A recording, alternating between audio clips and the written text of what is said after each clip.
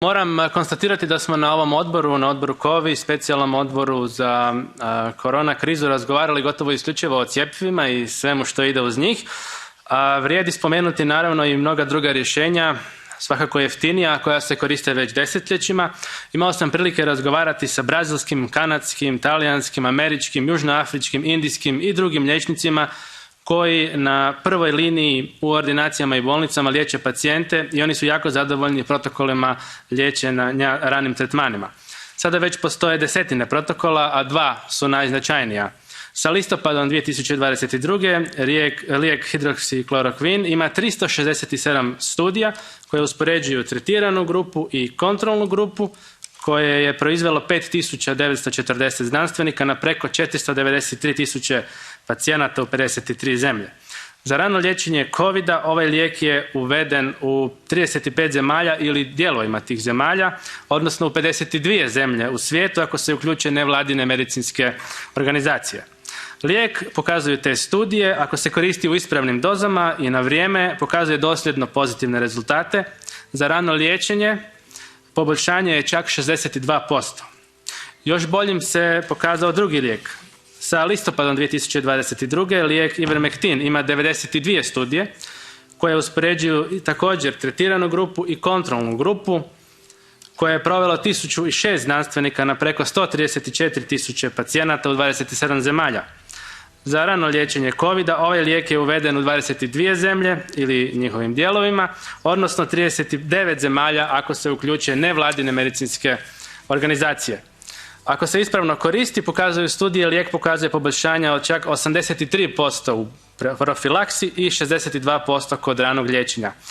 Moje pitanje za gospodina Ugartea je kakva su vaša iskustva u zemljama koje pokriva vaša organizacija sa ranim tretmanima, koja je uloga ranih tretmana u suzbijanju COVID-a u vašim zemljama kojima djeluje Panamerička zdravstvena organizacija? Regarding the use of other medicines and supplies, most of the countries in the Americas also look at other measures because they didn't have the vaccine, they didn't have the antivirus, they didn't have many other things. But we did an analysis, a deep analysis of most of those supplies, including hydroxychloroquine, ivermectin, and others. And there is a very nice report on how those products were useful or not. And there is another side of this. It is the economic side of this, the benefits, the economic benefits from the producers of those, but also how these medicines were available at higher prices. And because of the persons that were looking at them as the only source of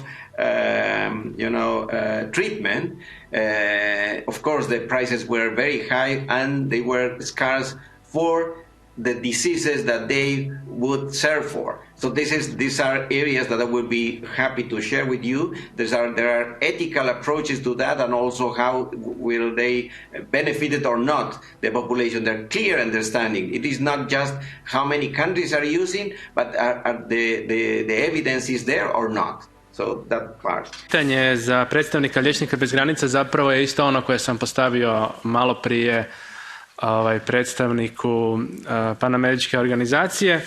Dakle, drago mi je na početku čuti da ste govorili o alatima za pristup COVID-u, a ne samo o cjepivima. Moje pitanje je kako je iskustvo vaše organizacije? Djelujete diljem svijeta sa ovim ranim tretmanima i koja je njihova uloga u suzbijanju COVID-a u zemljama u kojima djeluju liječnici bez granica? If I remember well, are not recommended by the World Health Organization. So I cannot comment on the specific protocol and the trials that you describe, etc. From our side, first of all, I cannot comment on that in detail because I'm not a medical specialist in that specific area. From our side, from Médecins Sans Frontières, we always rely on WHO recommendations. They have the expertise to provide these recommendations and the treatment protocols, and we won't go beyond that. So I cannot answer your question any further than this. Thank you very much, Madam Chair. My question is similar to my question yesterday to the Ministry of Health of South Africa. So I had an opportunity to speak with physicians, doctors from South Africa, and they told me that they use early treatments to treat their patients. And these treatments, if they are given in correct doses and early in disease process, they are quite effective.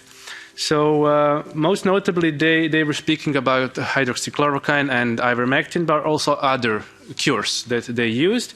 So what is the official position of the ministry regarding these early treatments? Did you recognize these treatments? Did you ban or support some of these medicines? And what is the role of these early treatments in addressing COVID in South Africa in general? In any event, when we as a minister and deputy minister present, we always ask him to lead and make all these responses on these technical questions. Then from Mr. Sinčić on early treatments. So we did not officially sanction the treatment with ivermectin or with hydroxy at all as part of our schedules. The ivermectin was allowed through a particular regulatory mechanism for individual patients on prescription from their own practitioners.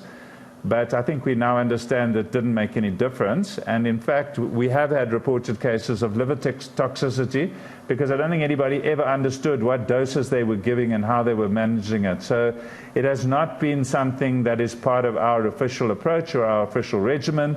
And the clinicians and scientists who were advising us advised us that it's not part of our regimens.